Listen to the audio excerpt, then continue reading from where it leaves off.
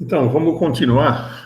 Tendo em mente uma das coisas que eu tenho repetido para vocês desde o início, de nós olharmos para Jesus, assim, com bastante detalhe, né? Como se nós estivéssemos colocando ele num microscópio e tentando enxergar detalhes que podem nos ajudar a ter uma compreensão boa de todas as decisões que ele tomou e de tudo aquilo que está registrado para o nosso ensino nos evangelhos. Então, hoje nós vamos ver. Opa, que bom, não está.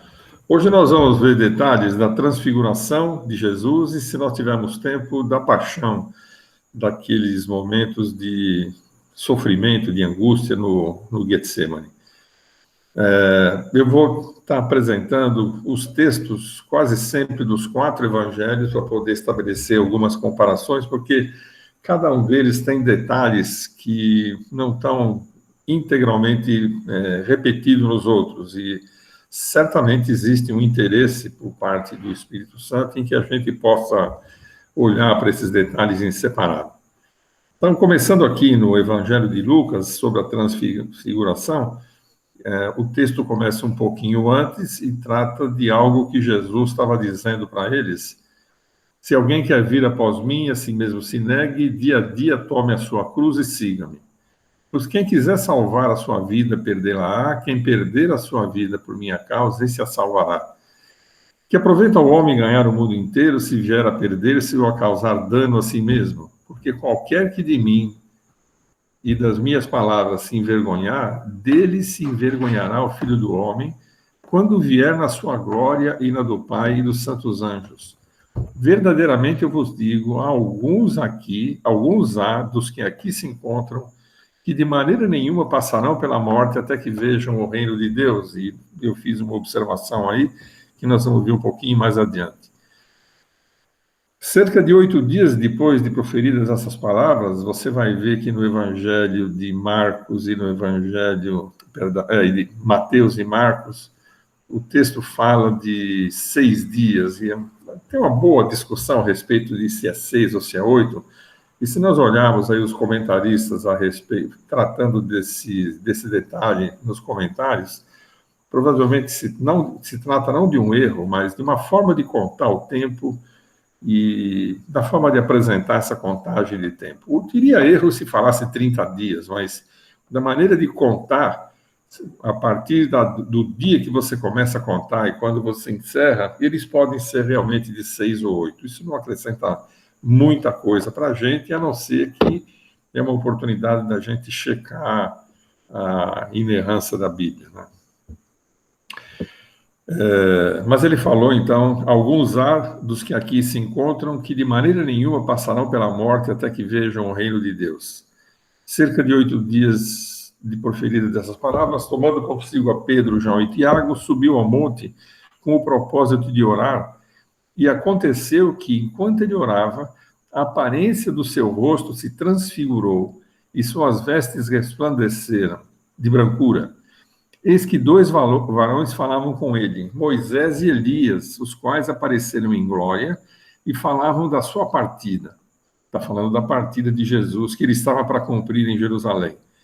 Pedro e seus companheiros achavam-se premidos de sono, mas, conservando-se acordados, viram a sua glória e os 2 varões que com ele estavam.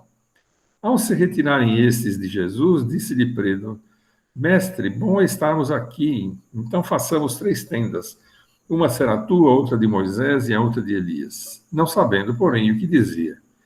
Enquanto assim falavam, veio uma nuvem que os envolveu e encheram-se de medo ao entraram na nuvem. E dela veio uma voz dizendo, este é meu filho, o meu eleito, a ele ouvi. Depois daquela voz, achou-se Jesus sozinho, eles calaram-se e naqueles dias a ninguém contaram coisa alguma do que tinham visto. É possível a gente mentalizar, fazer assim uma visão pessoal, né, através da nossa imaginação, do que foi descrito aqui. Você se imagina naquelas circunstâncias lá, faz de conta que, além dos personagens de Pedro, João e Tiago, você tivesse uma forma de estar presente e, através dessa descrição, estivesse participando, vendo o que estava acontecendo, né? Algumas perguntas a gente vai ter que responder, né? Para nós mesmos aqui, eu vou fazê-las um pouquinho mais adiante de novo, mas como é que ele sabia que quem estava conversando com Jesus era Moisés e Elias? Como o texto foi feito, foi redigido por Lucas, é muito provável, pela forma de Lucas fazer a coletânea dos fatos e colocar numa ordem inteligente, numa ordem cronológica também, e dando sentido àquilo que ele escrevia, né? Que ele fez alguma pesquisa, conversou, trocou informações com o próprio Pedro, que era contemporâneo, o João, né, o discípulo amado, Tiago, o irmão de Jesus, e entendeu deles, porque Lucas não estava ali, mas entendeu através da narrativa deles que, por algum meio que não está descrito aqui no texto, os personagens que conversavam com Jesus eram Moisés e Elias. Como a Bíblia está falando que eram Moisés e Elias, eu não vou ficar discutindo se eram de fato Moisés e Elias. Não, para mim eu tenho certo que eram Moisés e Elias, né? Mas o que é interessante é que a descrição também inclui que eles apareceram em glória e falavam da partida, e a melhor palavra para traduzir isso, né, da saída de Jesus, que estava para se cumprir em Jerusalém. Algumas pessoas podem achar que isso deve ter sido resultado de essa narrativa deve ter sido resultado de algum susto que Pedro e os outros tiveram, por conta de que eles estavam com sono e acordaram de repente, mas o fato é que isso está registrado como, de fato, um fato real. Isso aconteceu. E eles viram a glória de Jesus e os dois varões também em glória que com ele estavam.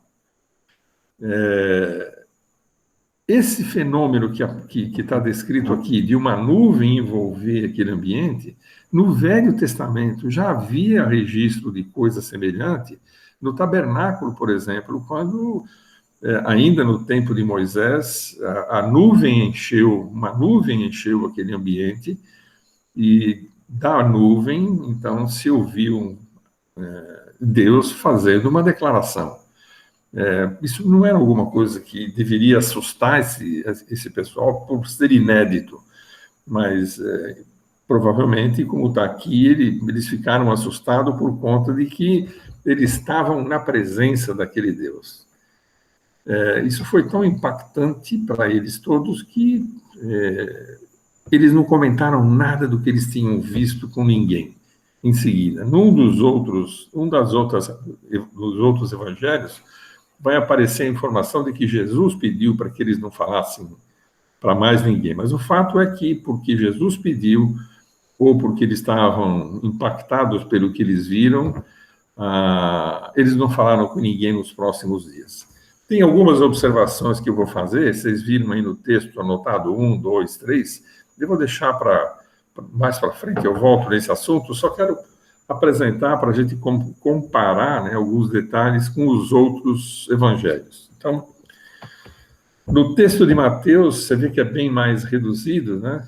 6 dias depois, tomou Jesus consigo a Pedro e os irmãos Tiago e João e os levou, em particular, a um alto monte. Nem fala que monte é. E foi transfigurado diante deles. O seu rosto resplandecia como o sol, e suas vestes tornaram-se brancas como a luz, e eis que lhe apareceram Moisés e Elias falando com ele. Isso é comum no outro também.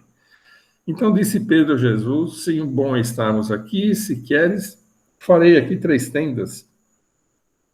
Uma será tua, uma para Moisés e outra para Elias. Falava ele ainda quando uma nuvem luminosa, de novo o mesmo efeito, os envolveu. E eis que, vindo da nuvem, uma voz que dizia: este é meu filho amado em quem me comprazo. A ele ouvi. Ouvindo, os discípulos caíram de bruços, tomados de grande medo. Aproximando-se deles, tocou-lhes Jesus, dizendo: Ergui-vos e não tomais.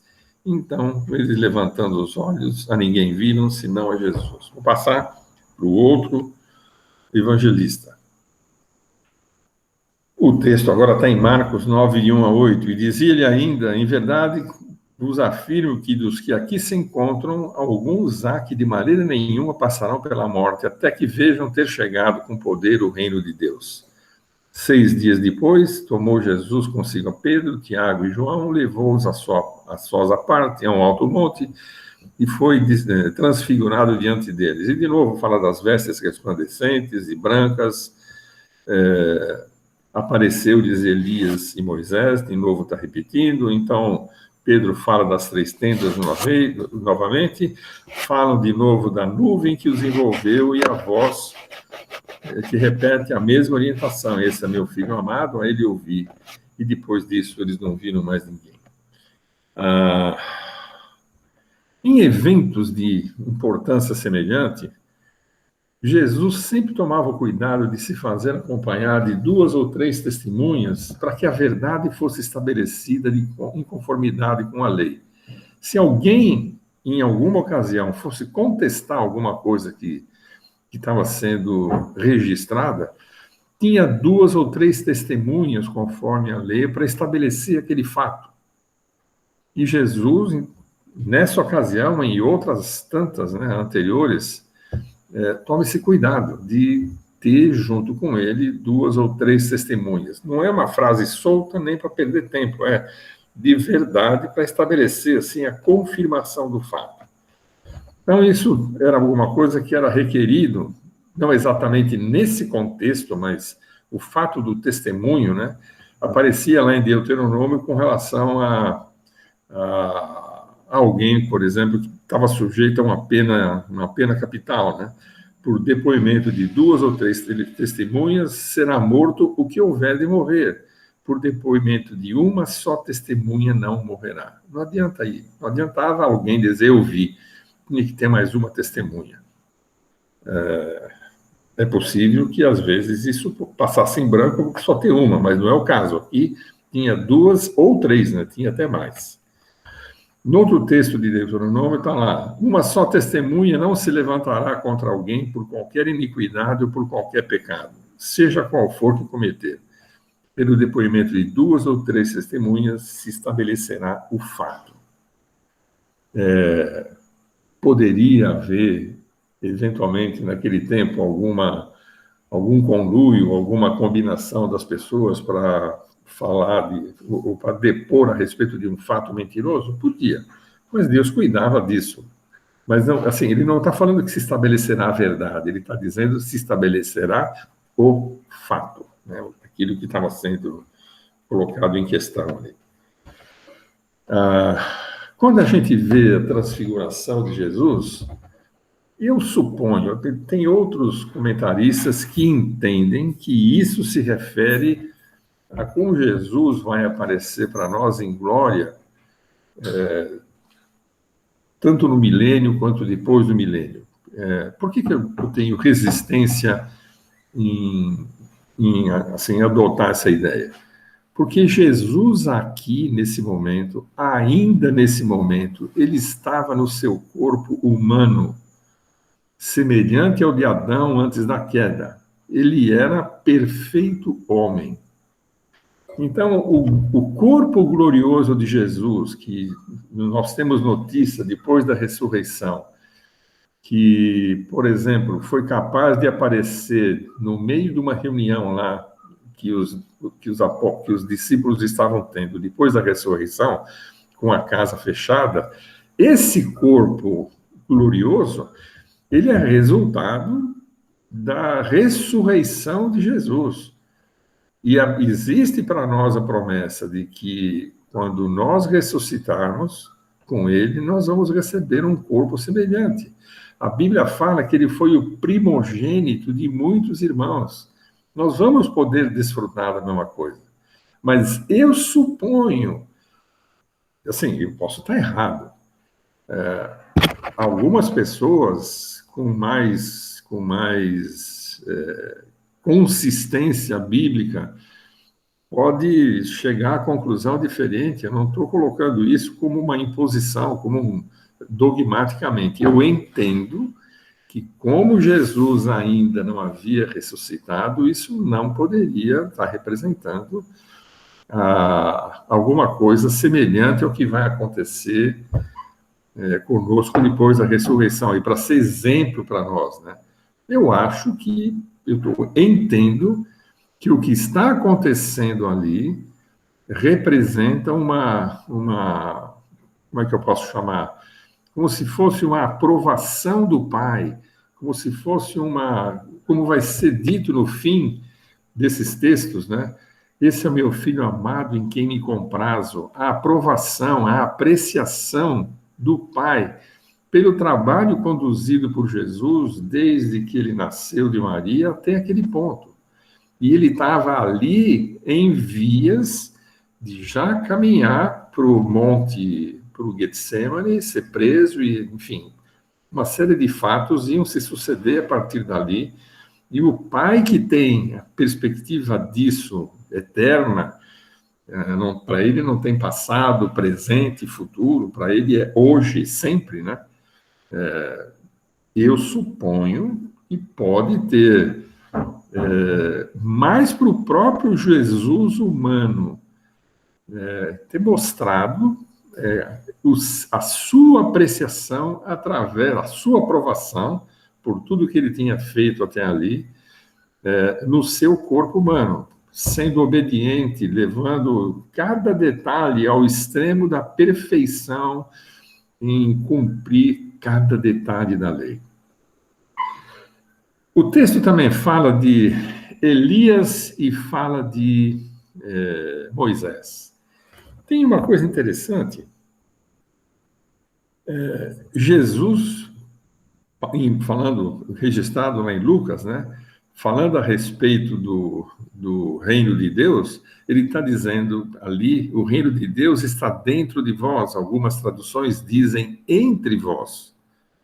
Então, esse também é um texto que pode indicar que ele não está falando objetivamente dessa manifestação que nós vamos ver quando Jesus voltar a segunda vez.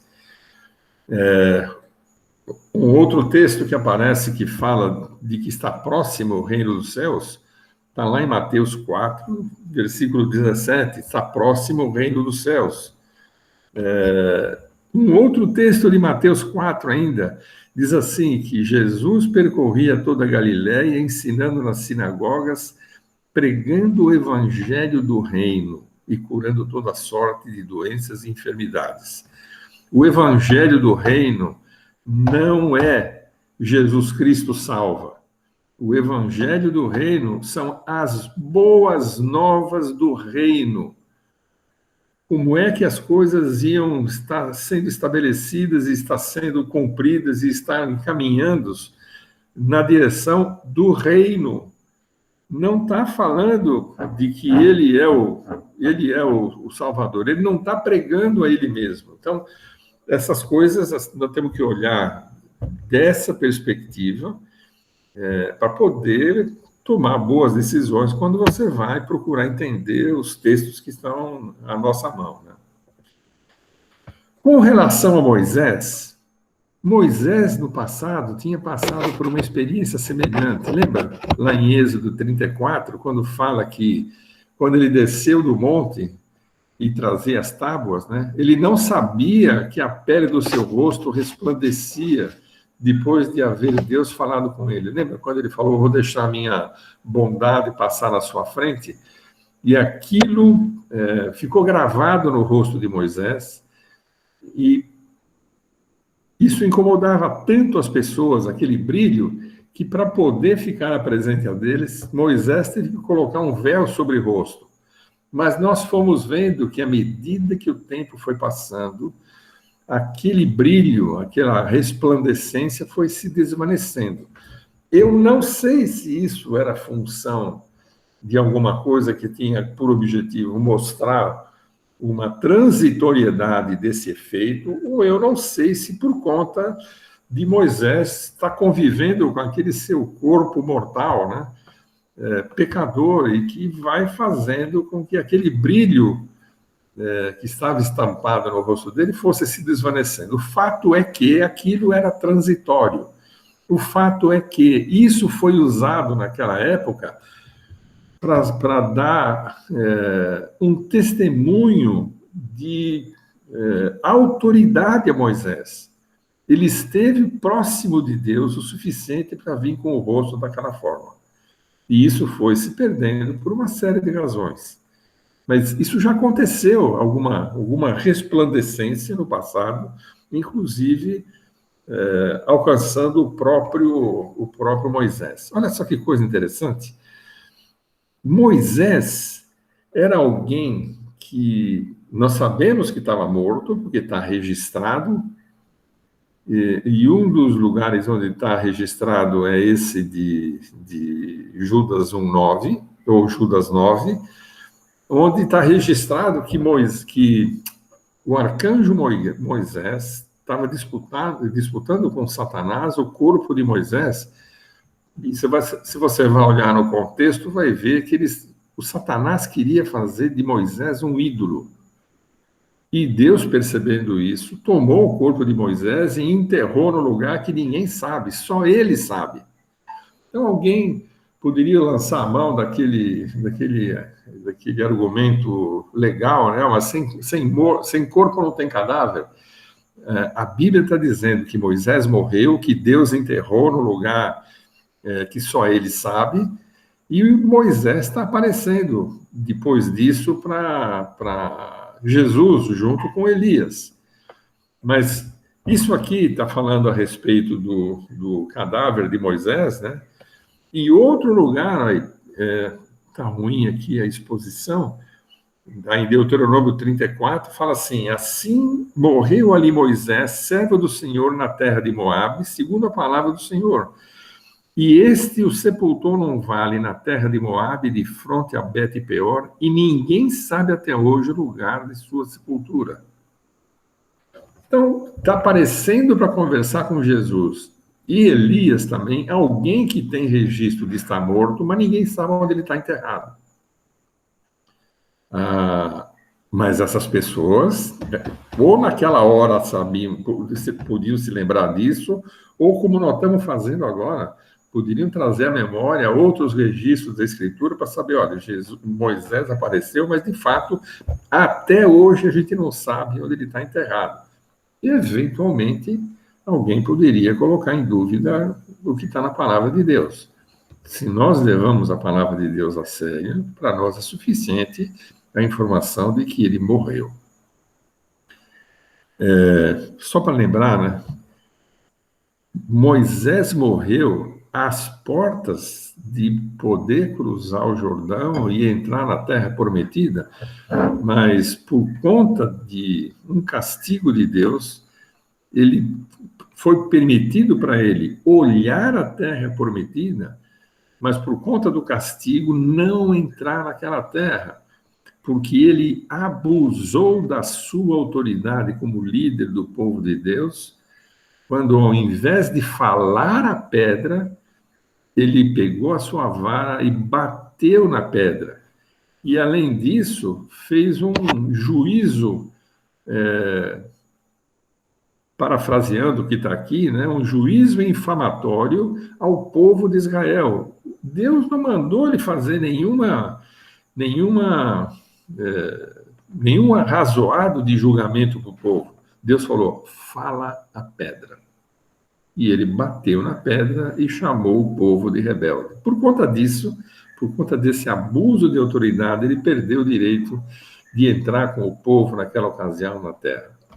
Isso é bom a gente manter em mente, porque nós somos ouseiros e vezeiros, né, como humanos, em abusar da nossa autoridade, como irmãos, como marido, como esposa, como filho, como pai, como professor, como qualquer autoridade. Nós temos uma facilidade de passar da conta, e aqui está, para nosso ensino, né, o resultado desse abuso de autoridade, como Deus trata isso. No caso de Elias, o texto que eu vou usar como referência para a gente é: quando estava o Senhor para tomar Elias ao céu por um redemoinho, Elias partiu de Gilgal em companhia de Eliseu. Lá em 2 Reis, então, está dizendo que Deus vai tomar Elias e isso vai ser através de um redemoinho. Um pouquinho mais adiante, no capítulo 2, indo eles andando e falando, eis que um carro de fogo com cavalos de fogo separou um do outro e Elias subiu ao céu num redemoinho. Então, nós temos registro, pelo menos, de 2 pessoas que estão registradas aqui como terem subido ao céu, né? Porque eu estou supondo que, em princípio, Moisés foi para o céu, e está dizendo aqui que o Elias também subiu ao céu no redemoinho. O que não significa o céu como lugar daqueles indivíduos que morreram e que têm o privilégio de poder estar na presença de Deus. Mas da forma como está escrito, ele subiu ao céu, ele foi levantado para cima, passou das nuvens e ninguém viu mais. Mas isso também é interessante, porque da mesma forma como para Moisés, o Elias também não tem corpo sepultado. Ele desapareceu. Se você olhar, Enoque, no comecinho, lá em Gênesis, também foi levado, porque ele agradava a Deus. Então, não é um fato inusitado alguém assim ser arrebatado, ser tirado daqui. E também não é inusitado esses indivíduos não terem sepultura aqui, por exemplo, no caso de Elias, por exemplo, no caso de Enoque, que não está registrado nesses acontecimentos, mas está registrado lá em Gênesis. Então, não é possível hoje a gente localizar o corpo de Elias, da mesma forma como não é possível localizar o corpo de Moisés. Olha, outro exemplo de pessoas que estavam num outro ambiente e que vieram daquele ambiente, que não é necessariamente o céu, eu vou mostrar já para vocês, mas atenderam a algum propósito de Deus em ter feito esse registro para nossa edificação. Quando está falando ali de Saul buscando socorro daquela necromante, né, para que ele recebesse orientação do que fazer, a mulher, a necromante, perguntou para ele assim: quem é que eu vou fazer subir para você ver, conversar com ele? E Saul disse: faze-me subir Samuel. Aí o texto diz assim, ó: vendo a mulher a Samuel, eu não sei se ela conhecia Samuel, mas quando ela viu aquele que estava subindo, ela identificou como Samuel. Da mesma forma como nesses textos que nós vimos agora, quem está fazendo o registro identificou que as pessoas com as quais Jesus estava conversando eram Moisés e Elias. Por que meios eu não sei, mas eles foram identificados. Entendeu? Então, não é um negócio inusitado. E quando acontece, o texto fala objetivamente: era a pessoa tal, né? Muita gente discute se aquele que subiu era mesmo Samuel ou se era um demônio disfarçado de Samuel. A minha leitura disso é a seguinte: era Samuel, porque o texto diz que era Samuel. Da mesma forma como diz que era Elias, da mesma forma como diz que era Moisés. Só que nesse caso, Samuel, neste caso, não estava resplandecente. Isso não era necessário. Agora, eu queria dizer para vocês que eu sei que eu vou arrumar uma boa encrenca com isso, mas eu vou usar o texto bíblico. Nenhum deles estava no céu dentro do contexto que nós imaginamos do que é estar no céu. Jesus conversando com Nicodemos, num determinado ponto da conversa, faz essa declaração que está registrada aí. ninguém subiu ao céu, senão aquele que de lá desceu, a saber, o Filho do Homem que está no céu. Presta atenção. Jesus está falando para Nicodemos, num determinado momento, que até aquele momento ninguém tinha subido ao céu. Portanto, nem Samuel estava lá, nem Enoque estava lá, nem Moisés estava lá, nem ninguém do povo de Israel que morreu estava lá, nem o Elias estava lá. O único que estava lá era o próprio Filho do Homem. Para nós, essa expressão subir para o céu, ir para o céu e coisas dessa natureza, tem uma conotação de que isso é resultado do prêmio final, de nós passarmos a eternidade com Jesus. Posso estar errado, mas eu acho que eu estou certo, que o que Jesus está dizendo aí para Nicodemos, ninguém subiu ao céu, é a mais absoluta verdade. Nós vamos estar guardados, os mortos, né, em um determinado lugar, até que possamos ser ressurretos, os que estiverem mortos. E os que estiverem vivos naquele momento, os que forem arrebatados. E aí sim vão ocupar um outro lugar. Por enquanto, estão guardados num lugar que eu não sei onde é, mas é um lugar que tem conforto. É um lugar onde não tem dor, é um lugar onde você pode ter conforto de estar num ambiente livre de dor, livre de tristeza, assim por diante. Se não, veja a descrição que Jesus faz daquilo que se chama parábola, mas veja, uma das características da parábola é de que as pessoas, os personagens não têm nome, mas essa parábola do rico e do Lázaro, parábola entre aspas, né? É que Lázaro tem nome, é o Lázaro. O Abraão, lá do seio de Abraão, ele tem nome, é o Abraão. Eu tenho para mim que aquilo não é uma parábola, mas isso aí não é o mais importante agora. Mas ele trata das pessoas estarem em um ambiente onde não tem tristeza, onde algumas pessoas vão estar recebendo conforto, outras pessoas vão estar já participando de algum tipo de castigo, né? Esse Lázaro, desse texto que Jesus faz, o que se chama de parábola, né? Fala de um Lázaro que não é o Lázaro, amigo de Jesus, que morreu e que Jesus ressuscitou. Por acaso, é um outro Lázaro. Mas a minha pergunta é aí, porque o texto não fala e nenhum texto fala, onde é que ficou esse Lázaro, amigo de Jesus, que foi ressuscitado quando ele morreu? Não tem nenhum registro de que ele tenha estado em algum lugar. Não sei o que aconteceu, não conheço o processo, não vou especular sobre isso. Mas é interessante a gente ter isso em mente. Ele não foi para o céu. Ele ficou provavelmente guardado. Não sei se ele teve consciência disso ou não. O fato é que o texto da parábola que nós vimos a semana passada diz que ele já estava assim, produzindo mau cheiro. Ele estava em franca decomposição. Era, do ponto de vista humano, do ponto de vista científico, a situação daquele corpo era irreversível. E Jesus pôde intervir de tal forma que ele recuperou a vida. Certamente aquele monte de fariseus e pessoas que eram opositores de Jesus, os textos nos falam que eles estavam tentando matar o Lázaro para tirar também essa evidência.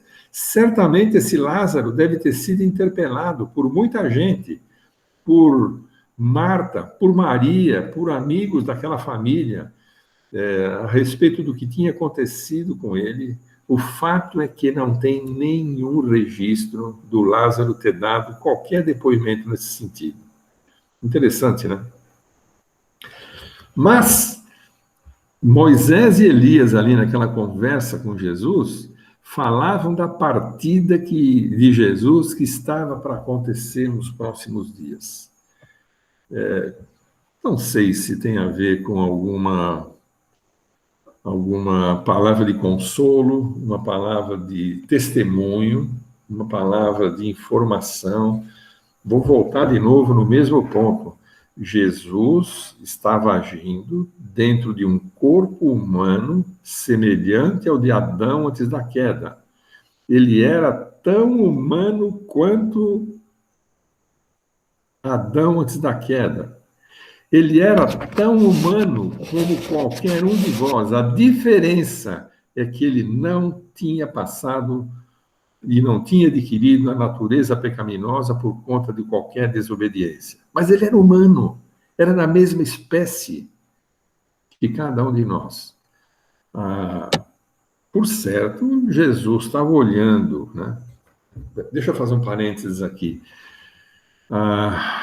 Já falei para vocês que, por conta de não ter pecado, Adão, até o momento em que ele pecou, e o próprio Jesus, tinham, entre outras vantagens, uma mente genial, brilhante, onde, pela não influência do pecado, ele era capaz de fazer os raciocínios perfeitos e chegar a conclusões perfeitas, exercitar todo o seu potencial mental de maneira formidável. Uma das consequências disso, eu creio, que é ele conseguir ler as Escrituras e entender aquilo que estava colocado lá da maneira correta, sem passar pelas dificuldades que nós passamos quando lemos determinados textos que eventualmente podem parecer confusos para a gente. Jesus pode ter sido educado pelo José até os 12 anos, e José, seu pai, pode não ter sido formidável na apresentação de determinados detalhes e ter deixado na mente de Jesus perguntas para serem respondidas naquele texto que nós encontramos lá de Lucas, quando fala que ele ficou no templo.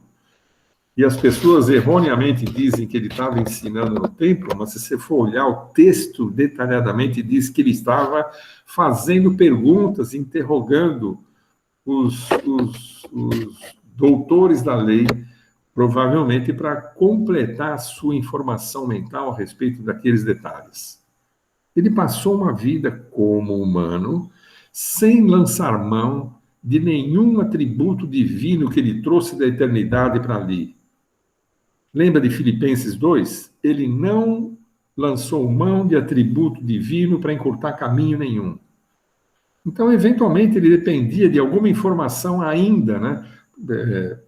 Existem passagens que falam que, depois, por exemplo, dele ter ficado no deserto e ser tentado pelo diabo, os anjos vieram e o consolaram, e o atenderam. Não é difícil você perceber que o pai pode ter providenciado meios de supri-lo com informações que não estão registradas, sem que isso fosse qualquer transgressão com relação à sua manifestação divina. Ele dependia de informação, ele dependia de... Lembra, alguém tocava nele, ele falava, quem me tocou? Ele não estava exercendo a função, usurpando a função, nenhuma função divina, né? Então, é possível que Moisés e Elias estivessem passando para ele alguma informação, algum testemunho, algum consolo, enfim, dados com relação à sua saída, talvez passando algum detalhe que Deus poderia ter feito chegar para ele através de anjos, e chegou através, naquele instante, de Moisés e Elias. Não sei, o texto não fala, mas o texto fala que eles estavam conversando a respeito da partida de Jesus, e a palavra para partida, o correto seria saída. Jesus iria sair desse mundo, mas para isso ele precisava completar aquela tarefa. Está aqui o registro que eu acabei de conversar com vocês a respeito da humanidade de Jesus sem pecado, e ele ainda não havia sido glorificado como depois da ressurreição. O que você está vendo ali de corpos brilhando, de rosto brilhando, de vestimenta brilhando, certamente não posso dizer isso, mas é muito provavelmente função da aprovação de Deus para aqueles indivíduos naquele momento. Alguma pergunta até aqui?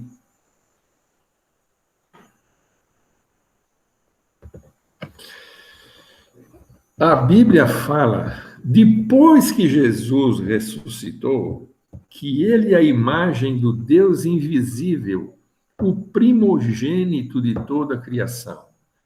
Então, o que nós vemos no primogênito de Deus, né, depois da criação, de toda a criação, na pessoa de Jesus, só se tornou possível depois da ressurreição.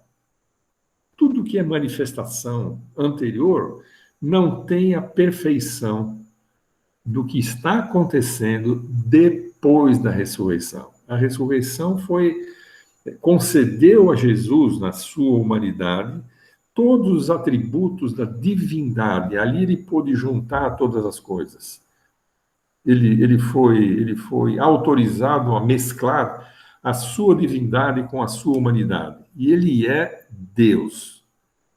Mas para a gente não ter a tendência, né, a tentação de que, mas ele era o filho de Deus, ele estava, é por isso que ele estava brilhando. Olha, ele é o primogênito.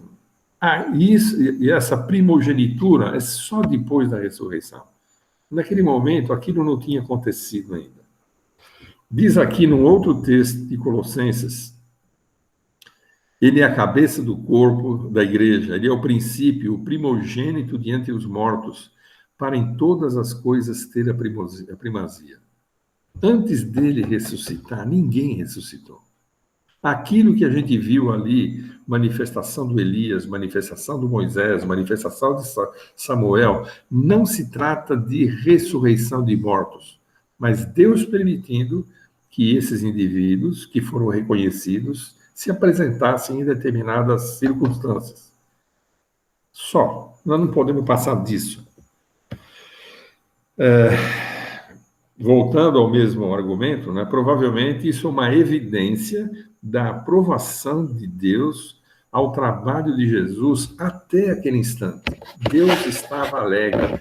Deus já falou isso algumas vezes. Quando Jesus sai das águas do batismo, ele diz: esse é meu filho amado, em quem me comprazo. Está dizendo de novo ali, né? Quando a nuvem vai envolver todos. Esse é o meu filho amado, em quem me comprazo. E ele acrescenta ainda, a ele ouvi. Então, olha lá, o texto de Lucas 9, 34 e 35, né? Encheram-se de medo, entraram na nuvem, e dela veio uma voz dizendo: este é meu filho, o meu eleito, a ele ouvi. De onde será que veio esse texto que fala de o meu eleito? Né? Vamos ver já, mas a confirmação de quem é Jesus de novo naquele momento. Para mim, o que Deus está dizendo a respeito de Jesus, que ele é o Filho amado, em quem me comprazo, é uma reafirmação para Jesus de que ele se agrada do trabalho que Jesus estava fazendo até ali e que estava projetando do que fazer nos próximos momentos. Confirmação de que é filho, confirmação de que é amado, confirmação de que ele está satisfeito. É mais ou menos alguma coisa parecida quando diz assim: Enoque andava com Deus, né? O texto que diz lá em Gênesis que Enoque andava com Deus, se você for olhar na Septuaginta, a palavra que foi traduzido do hebraico para o grego, e que no hebraico foi traduzido como andava, é agradava.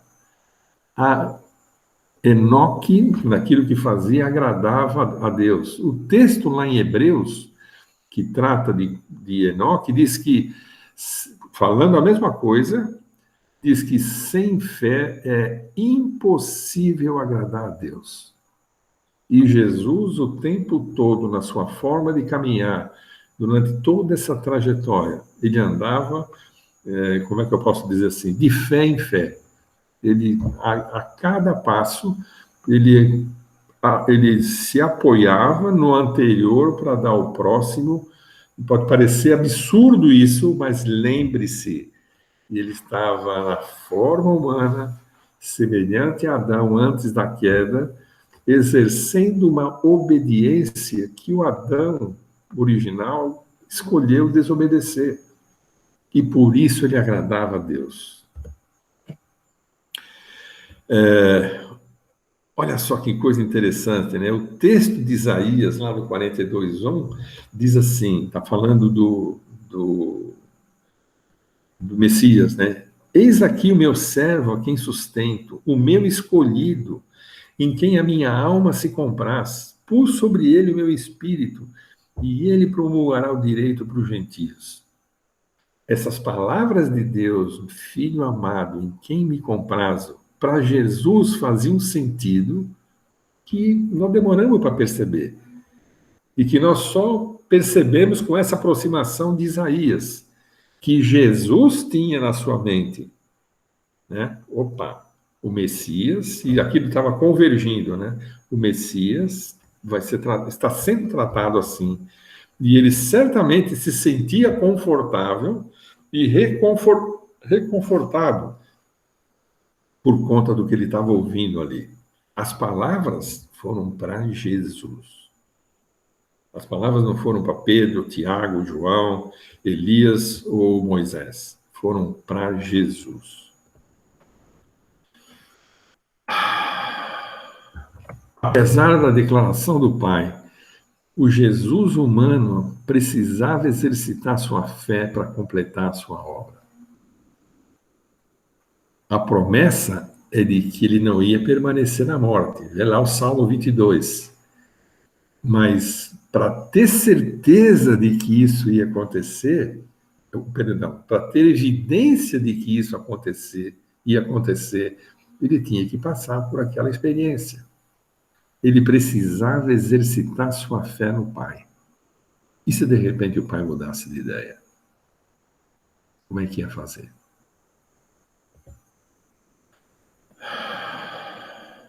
Olha só. Falando de Jesus, estando ele em Jerusalém durante a festa da Páscoa, muitos vendo os sinais que ele fazia, creram no seu nome. Mas o próprio Jesus não se confiava a eles, porque os conhecia a todos. E não precisava de que alguém lhe desse testemunho a respeito do homem, porque ele mesmo sabia o que era a natureza humana. Não é que ele sabia o que era a natureza humana, porque ele estava vivendo essa natureza humana. Ele sabia a inclinação. A mesma inclinação, não motivada pelo pecado que Adão teve antes do pecado, estava presente nele. De repente, o diabo podia estar falando no ouvido dele assim: é certo que isso não vai acontecer, é certo que não precisa fazer isso. Para que você vai perder tempo com isso? Você mesmo é o filho do homem, você sabe disso. Não precisa passar por essa experiência de ser maltratado, injuriado, morto, desprezado numa cruz. Você pode alcançar isso por um outro caminho. Você é o filho de Deus. E ele ali, ó, ele mesmo sabia o que era a natureza humana. Ele sabia com quem ele estava tratando. Com ele mesmo. Me seguiu até aqui. Olha só mais uma declaração de Jesus. Vigiai e orai para que não entreis em tentação. Está falando para alguns dos discípulos. O espírito, na verdade, está pronto, mas a carne é fraca. A carne não se compara ao espírito. Ainda que seja antes da queda, né? Ela é fraca. Por que isso é importante, né? Algumas vezes eu já vi pessoas defenderem a ideia de que Jesus não podia pecar, o que é um absurdo. Se isso fosse verdadeiro, todo esse trabalho teria sido, como é que eu posso dizer assim, essa avaliação teria sido considerada inválida. Se cancelaria toda essa experiência. Porque já que foi feito para não pecar, não fazia sentido nenhum toda essa história. E Deus poderia dar um outro destino a essas coisas e nós estaríamos perdendo tempo com isso. Isso não é verdade. Aí eu já ouvi algumas pessoas defenderem a ideia de que Jesus podia não pecar. É uma forma mais elegante de falar a mesma coisa, deixa algum espaço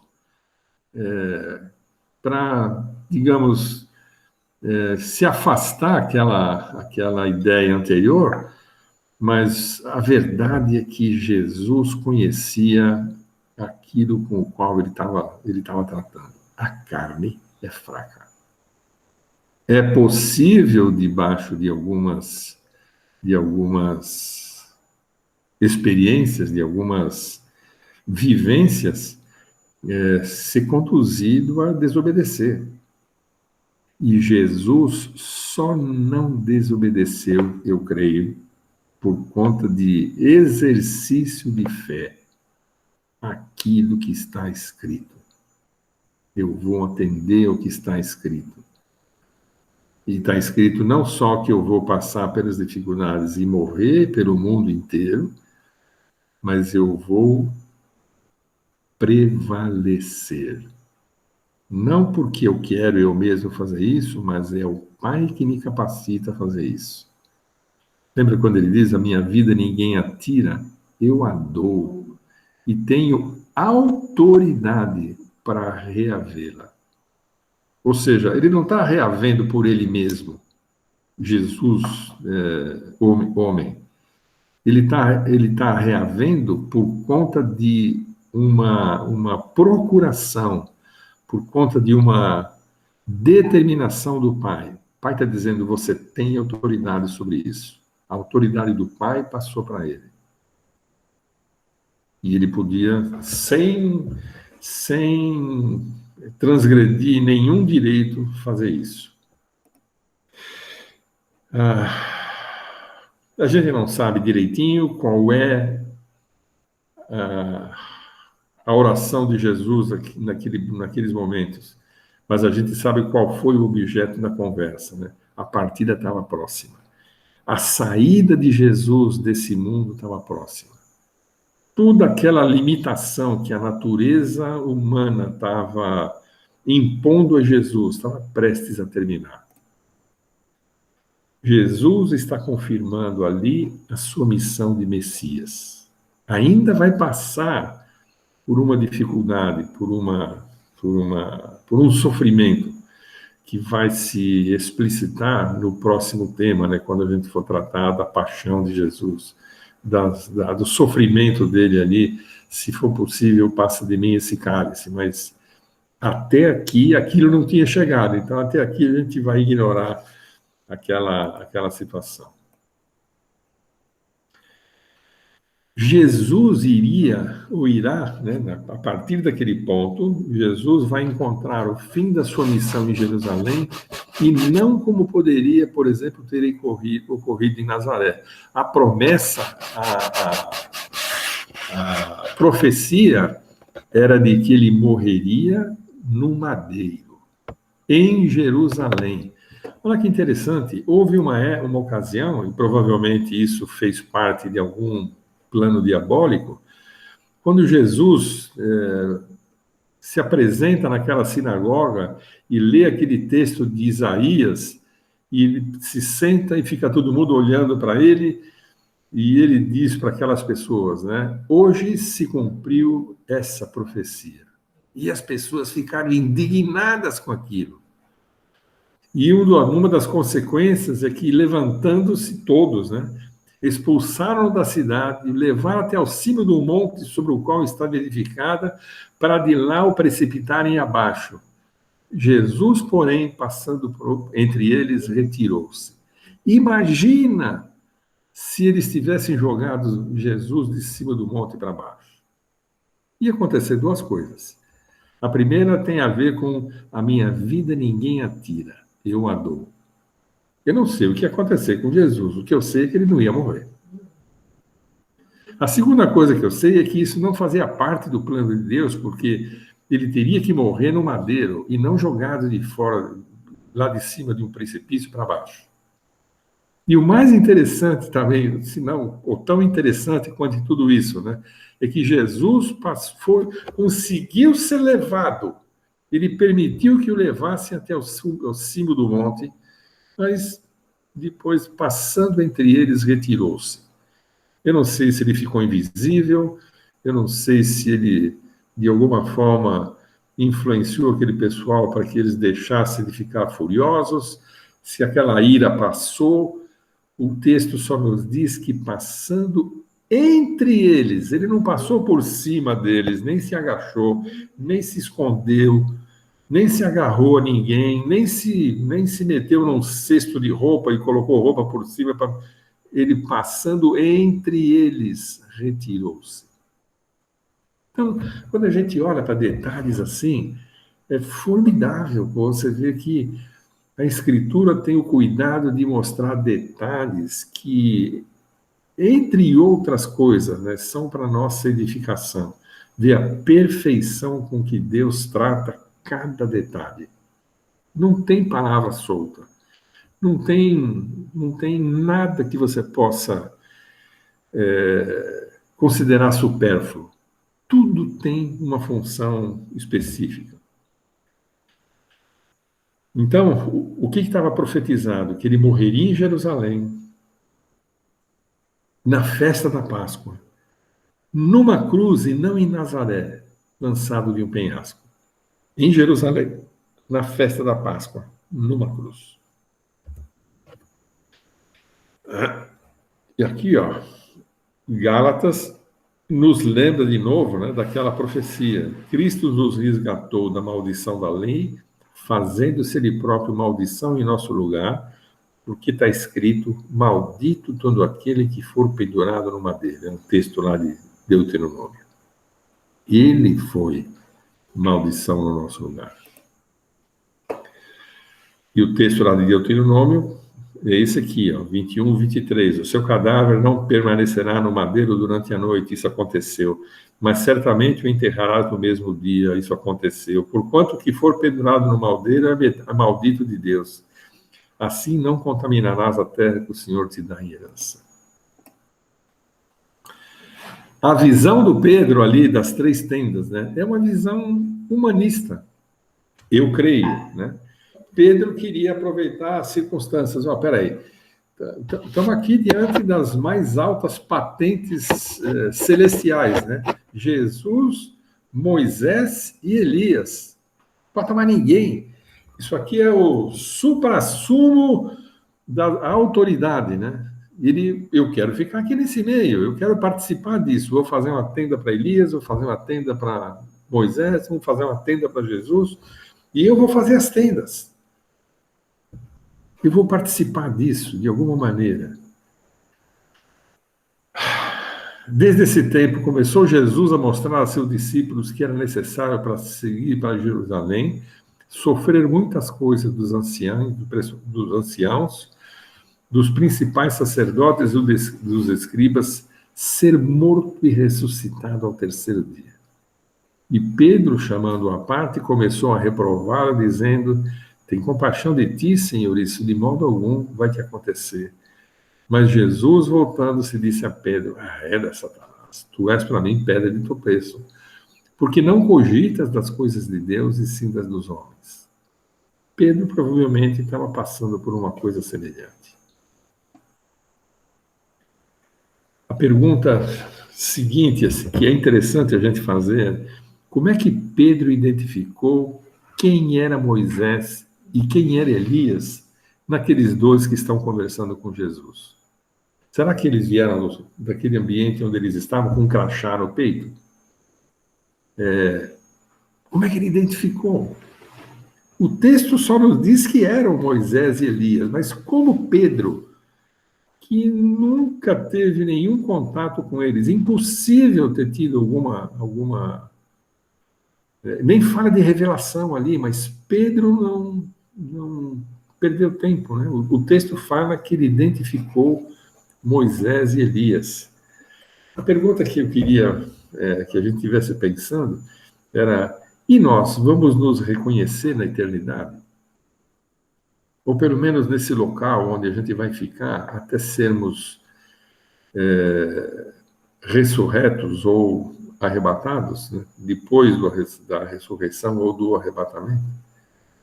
Certamente nós vamos nos reconhecer, mas como é que nós vamos nos reconhecer? Eu vou olhar para alguém que eu nunca vi e vou... Esse aqui é o Jesus, esse aqui é a Maria, esse aqui é o Pedro, esse aqui... Você entendeu? Como é que nós vamos... Como é que isso vai se expressar? Assim? Como é que essas coisas vão acontecer? É interessante a gente tentar buscar respostas para isso, né? Como é que nós vamos identificar outros irmãos que nós nunca vimos?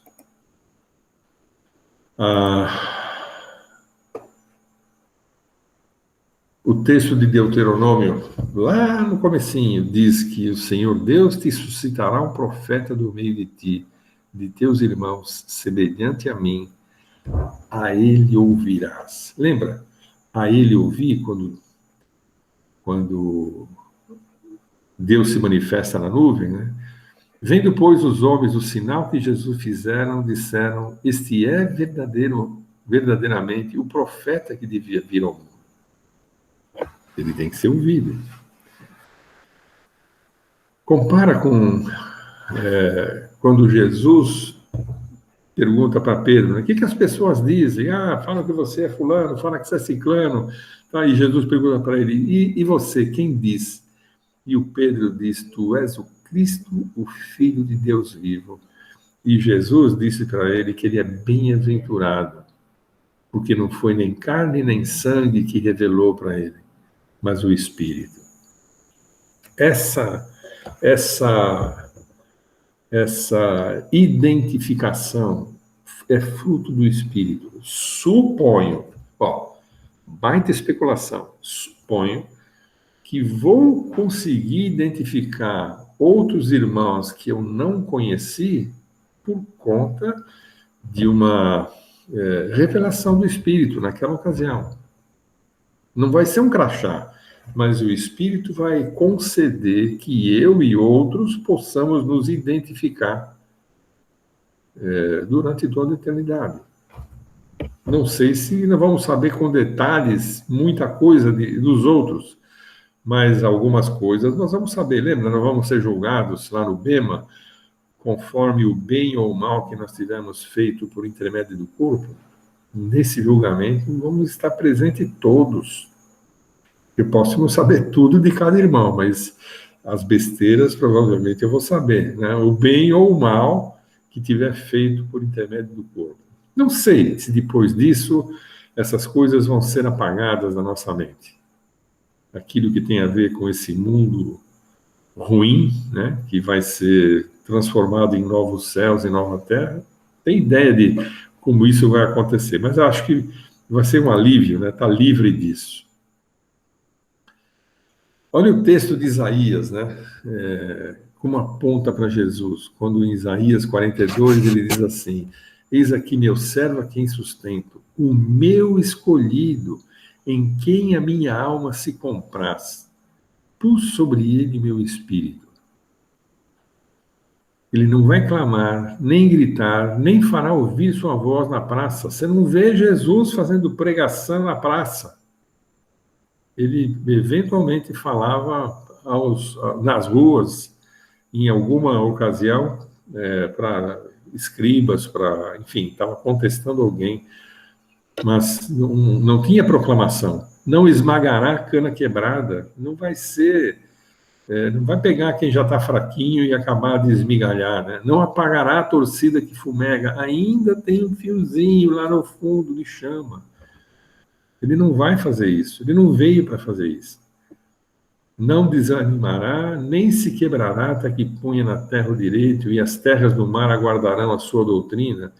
Eu vou pular um pouquinho. Eu, o Senhor, te chamei em justiça, tomar-te-ei pela mão, e te guardarei, e te farei mediador da aliança com o povo, e luz para os gentios. Deus falando o que faria e faz, né, nessa ocasião com Jesus.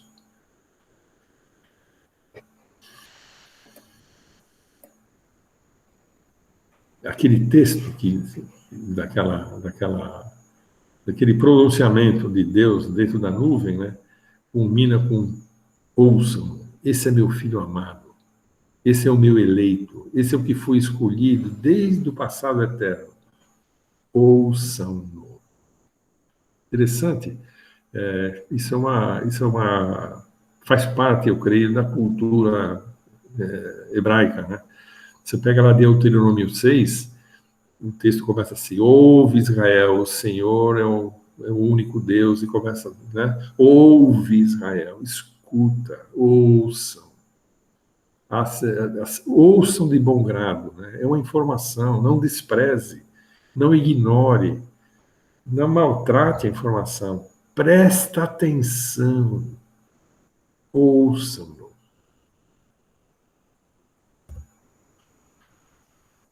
Uma coisa que é interessante a gente ter em mente é que, se Jesus não completasse a sua obra totalmente, tanto Moisés quanto Elias não teriam sido beneficiados também. Eles estariam até hoje naquele ambiente lá, sem poderem ter a esperança da ressurreição. Os pecados estariam cobertos, mas não estariam perdoados. Quando eu falo dos pecados estariam cobertos, lê lá o Salmo 32. Não dá tempo da gente passar lá agora, né? Mas antes de Jesus, os pecados eram cobertos, eles não estavam perdoados. Não haviam sido pagos ainda. Não dá tempo da gente tratar disso agora. E a semana que vem nós vamos começar a tratar da paixão de Jesus, né? Daquele tempo em que ele pega de novo Pedro e os dois filhos de Zebedeu, ou mais algumas pessoas, e leva como testemunha daqueles fatos, e que começa a orar, já contemplando o que vai acontecer daí a algumas horas, e começou a entristecer-se. A palavra correta deveria ser afligir-se e angustiar-se, né? Ter alguma tendência de andar, de ficar ansioso, quando ele mesmo lá em Mateus 6 fala: não andeis ansiosos. Depois Paulo repete isso mais para frente, né? Não é que ele estava se dando à ansiedade, mas não se esqueça, ele está se manifestando nesse tempo na sua humanidade, sem pecado. Não tem nenhum problema você ser afligido por um ataque de ansiedade. O problema é você ser vencido pela ansiedade. Mas isso aí é uma história que fica para a semana que vem. Alguma pergunta? Sim ou não? Pô, não é capaz, não é possível que vocês entenderam tudo assim sem nenhuma dúvida. Mas vou confiar no seu silêncio. Vamos tocando. De repente, alguém do colegiado vai me chamar e dizer que eu estou proibido de ensinar isso, mas espero que você não fique louco com isso. Tá bom?